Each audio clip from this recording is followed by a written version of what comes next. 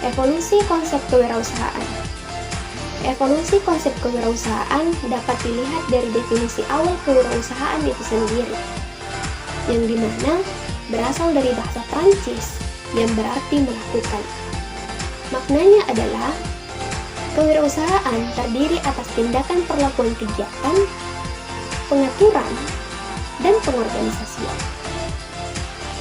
Wirausaha dirancang dengan tindakan yang di dalamnya terdiri atas aturan dan pengorganisasian agar kegiatannya terus berjalan dan terstruktur untuk mendapatkan keuntungan. Ketika kita kembali melihat jejak sejarah kewirausahaan, Richard, yang merupakan bapak teori kewirausahaan, menyatakan bahwa kewirausahaan adalah kegiatan yang apabila dilakukan mengandung resiko bagi pelakunya. Maksudnya ialah, kewirausahaan bersifat untung-untungan. Kadang bisa berhasil, dan kadang pula bisa gagal. Kegagalan inilah yang menjadi resiko yang harus ditanggung oleh usahawan. Hal ini sejalan dengan keadaan di Inggris, di mana para usahawan mengambil resiko dan mentransformasikan berbagai sumber daya yang dimiliki untuk mencapai keuntungan. Selanjutnya, ketika membahas definisi baru kewirausahaan, maka kewirausahaan berkembang menjadi segala kegiatan kerja yang berbeda dengan kegiatan-kegiatan rutin dan terjadi dalam aspek kepemimpinan. Maksudnya adalah segala kegiatan yang dilakukan dan berada dalam aspek kepemimpinan serta bukan kegiatan yang dilakukan oleh manusia pada hakikatnya adalah sebuah kewirausahaan. Di dalam kegiatan tersebut terdapat insentif, pengorganisasian kembali, dan pengambilan resiko dari kemungkinan gagal. Ketika melakukan kewirausahaan, pasti ada gaji dari usaha yang dilakukan, baik berupa uang ataupun hal-hal lain yang dapat menguntungkan pihak kewirausahaan. Selain itu, kewirausahaan juga selalu melakukan pengorganisasian kembali untuk memperbaiki kekurangan sebelumnya dan untuk meminimalisir resiko yang kemungkinan akan dihadapi ke depannya, agar dapat bersaing dengan para usahawan lainnya.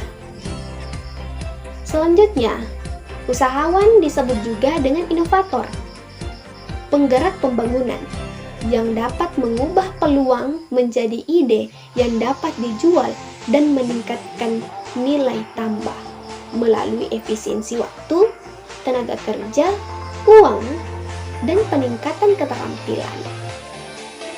Seorang usahawan disebut inovator sebab mereka menggerakkan pembangunan dengan cara berpikirnya. Seorang usahawan akan selalu mencari peluang untuk berwirausaha. Dengan ide-idenya, mereka dapat membuat usaha dengan memanfaatkan waktu, uang, dan keterampilan yang dimiliki. Dengan berwirausaha, maka akan berpengaruh terhadap perubahan bisnis dan pertumbuhan ekonomi dunia. Sebab ketika seseorang berwirausaha, maka secara tidak langsung akan berpengaruh terhadap perekonomian negara yang juga berorientasi pada perekonomian dunia. Baik, di sini saya akan menjelaskan mitos tentang kewirausahaan. Yang pertama, cenderung bertindak dan bukan pemikir, di mana rata-rata orang menganggap yang membuat atau melakukan wirausaha adalah orang-orang yang cuma sekedar melakukan wirausaha tanpa memikirkan dampak kerugian yang dapat ditimbulkan. Adapun yang kedua yaitu bakat sejak lahir. Ada pula orang yang berpikir bahwa orang berhasil dalam wirausaha merupakan sebuah berkat sejak lahir. Adapun yang ketiga yaitu penemu hal baru. Orang-orang berpikir berwirausaha mesti menemukan hal baru agar wirausahanya dapat berhasil. Adapun yang keempat yaitu cenderung gagal di sekolah maupun sosial. Banyak orang yang juga menganggap yang melakukan wirausaha itu adalah orang-orang yang gagal dalam pendidikan, sehingga cenderung menganggap wirausahalah pilihan terakhir mereka. Adapun yang kelima yaitu hanya tertarik dengan uang. Perlu kita ketahui, orang yang berwirausaha tidak selamanya memikirkan tentang keuntungan, baik berupa uang ataupun bentuk lainnya. Melainkan ada juga orang yang berwirausaha untuk menambah wawasan atau sekedar untuk mencari pengalaman baru. Adapun hal penting yang kedua yang akan saya jelaskan yaitu pendekatan konsep kewirausahaan.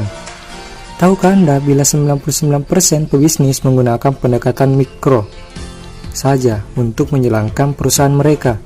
Contohnya saja menunggu problem terjadi baru evaluasi. Padahal itu saja tidak cukup. Anda harus menerapkan makro dengan merumuskan beberapa hal. Misalnya saja, misi membangun perusahaan paling dipercaya dan dihormati. Kembangkan loyalitas merek. Bangun kredibilitas, harus memiliki reputasi yang baik. Buat produk yang jauh berbeda dengan pesaing, dan lain sebagainya. Intinya, Anda harus memiliki rancangan makro yang tepat. Hal tersebut bertujuan agar lebih mudah mencapai target dan goal. Jika demikian, maka akan menjamin aktivitas mikro jadi lebih baik. Segala sesuatu harus dilakukan secara berimbang. Salah satu timpang maka akan mempengaruhi seluruhnya. Pun demikian dengan bisnis serta kehidupan yang harus dipikirkan secara matang, baik tujuan maupun langkah yang akan diambil.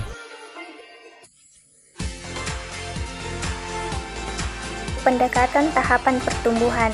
Di dalam pendekatan tahapan pertumbuhan ada yang namanya tahapan gagasan atau inovasi, di mana terdiri dari lingkungan yang mencakup 3 hal penting. Yang pertama, peluang, dilihat dari peluang.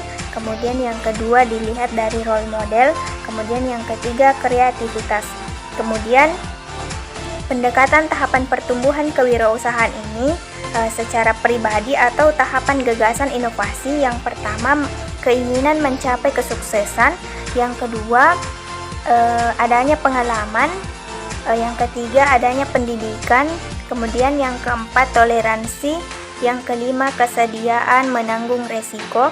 Dan yang terakhir, kreativitas. Kemudian tahapan unsurnya dapat memunculkan pemicu. Tahapan unsur memunculkannya pemicu yang pertama dilihat dari lingkungan sosial, yaitu jaringan pergaulan, keluarga, faktor eksternal dan faktor internal. Kemudian tahapan implementasi dilihat dari kreativitas, pesaing, pasar atau konsumen, dan kesediaan sumber. Kemudian tahapan tumbuh, yaitu manajemen pasar, tim sukses, struktur atau bagan pemasaran, dan jenis produk.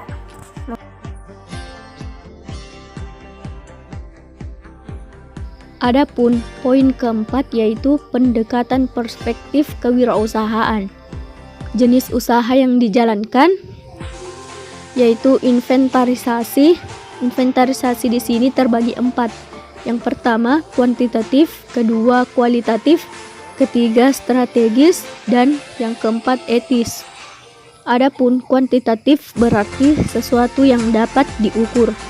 Kualitatif yaitu cenderung menggunakan analisis, sedangkan strategis adalah pendekatan secara keseluruhan yang berkaitan dengan pelaksanaan gagasan, perencanaan, dan eksekusi sebuah aktivitas dalam kurun waktu. Adapun etis yaitu berhubungan dengan etika.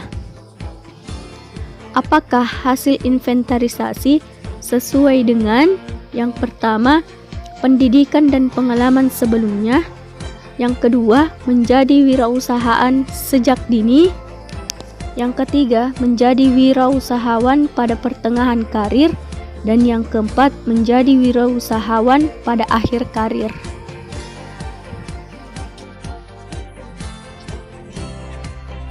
Poin kelima yaitu pendekatan multidimensi. Pendekatan multidimensi ini merupakan pendekatan yang mencoba menggabungkan individu, lingkungan, organisasi, dan proses pertumbuhan usaha. Adapun faktor-faktor yang terkait dengan masing-masing dimensi ini sebagai berikut. Yang pertama yaitu individu, seperti keinginan untuk mencapai kesuksesan, kebebasan mengatur diri sendiri, dan kesediaan menanggung resiko.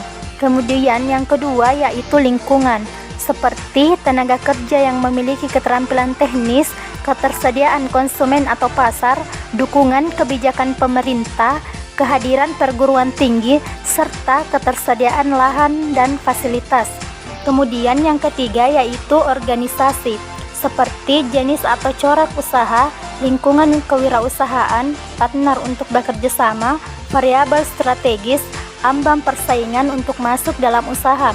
Kemudian yang keempat yaitu proses, di mana di sini proses seperti menemukan peluang usaha, mengumpulkan sumber daya yang diperlukan, memasarkan produk atau jasa, membuat produk, mengembangkan organisasi, menjawab keinginan pemerintah dan masyarakat.